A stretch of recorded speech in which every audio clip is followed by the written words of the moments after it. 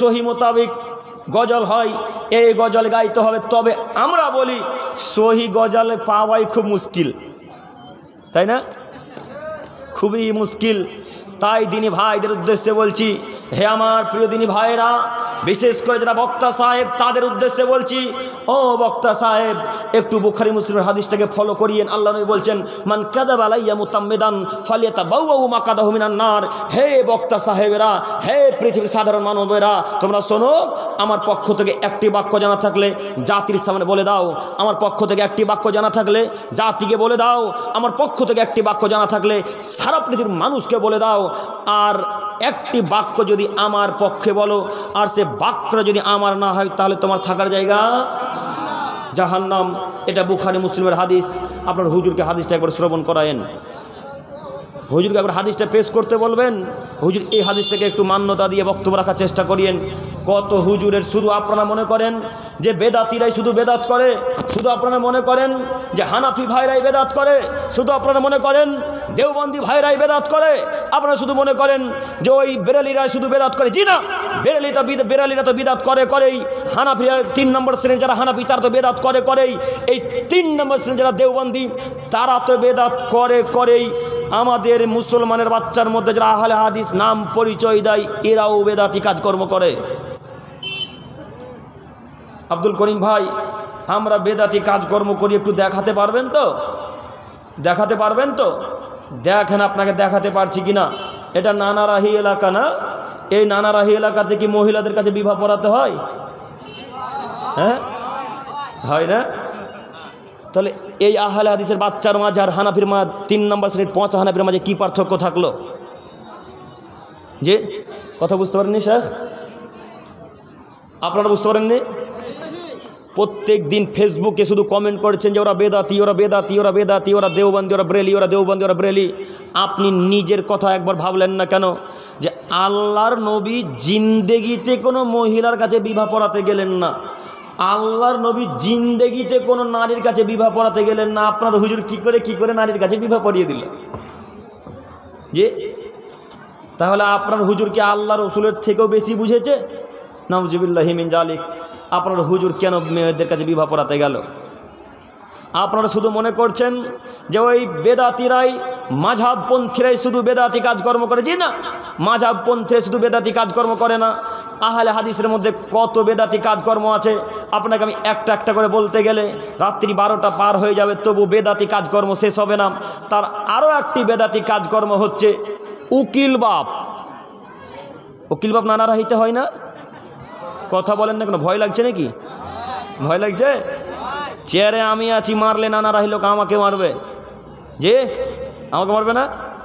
মারলে আমাকে মারবে, আপনাদেরকে নয়।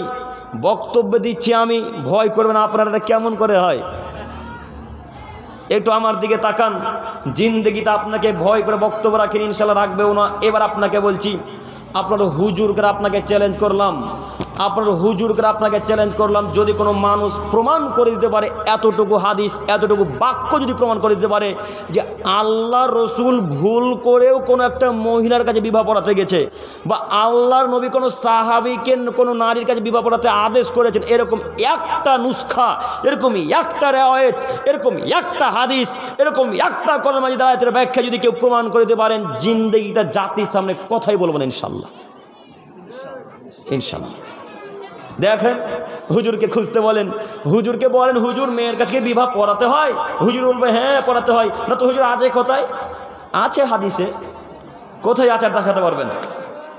দেখতে চান হুজুরের কাছে?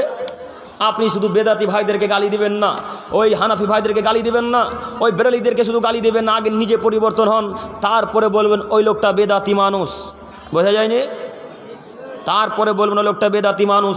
সম্মানিত মুরব্বী সাহেব, বলছিলাম মহিলাদের কাছে বিবাহ পড়া হারাম, মহিলাদের কাছে বিবাহ পড়া হারাম, মহিলাদের কাছে বিবাহ পড়া হারাম। 1, 2, আপনাদের এখানে মহিলার কাছে, ছেলেদের কাছে বিবাহ পড়াতে কজন সাক্ষী লাগে? 2 জন না 4 জন? কয়জন? 3 জন সাক্ষী লাগে। এটা আবার মেড ইন চায়না হাদিস নাকি? এটা কিসের হাদিস? মেড ইন চায়না না মেড ইন ইন্ডিয়া? আল্লাহর নবী বলছেন লা নিকাহা ইল্লা বিওয়ালিদাইন, আরে বাপ ছাড়া, ওয়ালি ছাড়া, ভাই ছাড়া, চাচা ছাড়া বিবাহ হয় না, ওই বিবাহ বাতিল, ওই বিবাহ বাতিল, ওই বিবাহ বাতিল।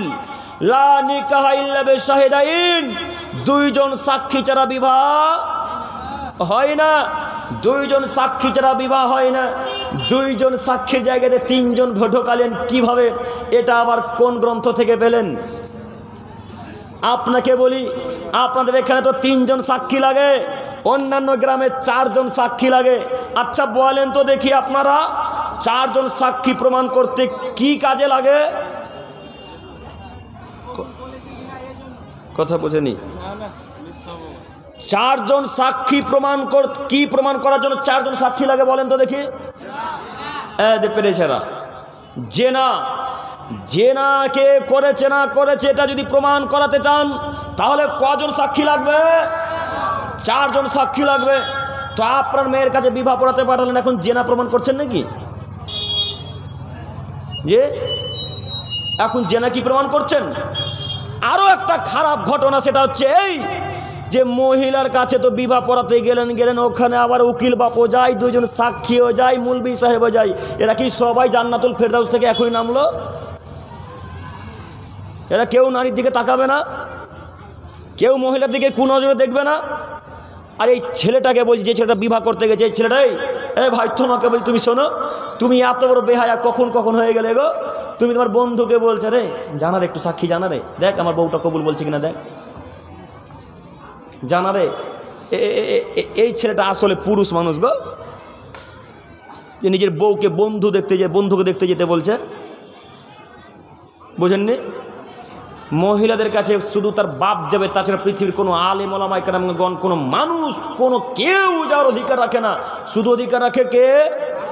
বাপ। আব্দুল করিম ভাই বাপ বেঁচে নেই, কে যাবে? চাচা যাবে। চাচা বেঁচে নেই, এখন কে যাবে? বড়দা যাবে, বড় ভাই যাবে। তাছাড়া পৃথিবীর কেউ আর অধিকার রাখে না। ওই মহিলার কাছে বিবাহ পড়ানোর জন্য 3 থেকে 4 জন 5 জন মানুষ যায়। কেন গেল? বিবাহের সূচনাতেই তো জেনা শুরু। বুঝেননি? বিবাহের সূচনাতেই জেনা। তো আপনি কেন বারবার বলছেন বেদাতিরকে গালি দিচ্ছেন, আর ওই বেরেলি ভাইদেরকে গালি দিচ্ছেন, ওই দেওবন্দি ভাইদেরকে গালি দিচ্ছেন, মাঝহাবিদেরকে গালি দিচ্ছেন কেন? আগে নিজে পরিবর্তন হন, নিজে আহলে হাদিস এলাকা থেকে বেদাতের মুখে লাথি মেরে চূর্ণ বিচূর্ণ যেদিন করে দিতে পারবেন, সেই দিন মনে করবেন যে জাতির কোনোদিন উপকার হয়েছে। আলহামদুলিল্লাহ, সেই দিন মনে করবেন যে জাতির উপকার হয়েছে। তার আগে জাতির উপকার হবে না। সম্মানিত মুরব্বী সাহেব, একটু আপনাকে আমি বোঝাতে চাইছিলাম যে আল্লাহ নবী সাল্লাল্লাহু আলাইহি সাল্লাম যখন মেরাজে গেলেন, তখন অনেক মানুষ নিজের ঠোঁট নিজের আগুনের কাঁচি দিয়ে কেটে ফেলে দিচ্ছে। এরা হলো ওই সমস্ত মানুষ যারা রাসূলের পক্ষে কথা বলে না, যারা রাসূলের হাদিস অনুযায়ী কথা বলে না, যারা মানুষের মন জয় করার জন্য বক্তব্য রাখে, মানুষকে খুশি করার জন্য বক্তব্য রাখে, কমিটি সভাপতি সহসভাপতি ক্যাশিয়ারদেরকে খুশি করার জন্য যারা বক্তব্য রাখে, এই সমস্ত মানুষরা নিজের ঠোঁটকে কেটে ফেলে দিবে। সম্মানিত তিনি ভাই, আমি আপনাদেরকে অনুরোধ করে বলছি, এতক্ষণ তো ছিল আলেমদের অবস্থা, এতক্ষণ ছিল আলেমদের অবস্থা, খুব অন্তরটা খুশি হচ্ছিল যে আলেমদের ঠোঁট একাই এভাবে কাটবে।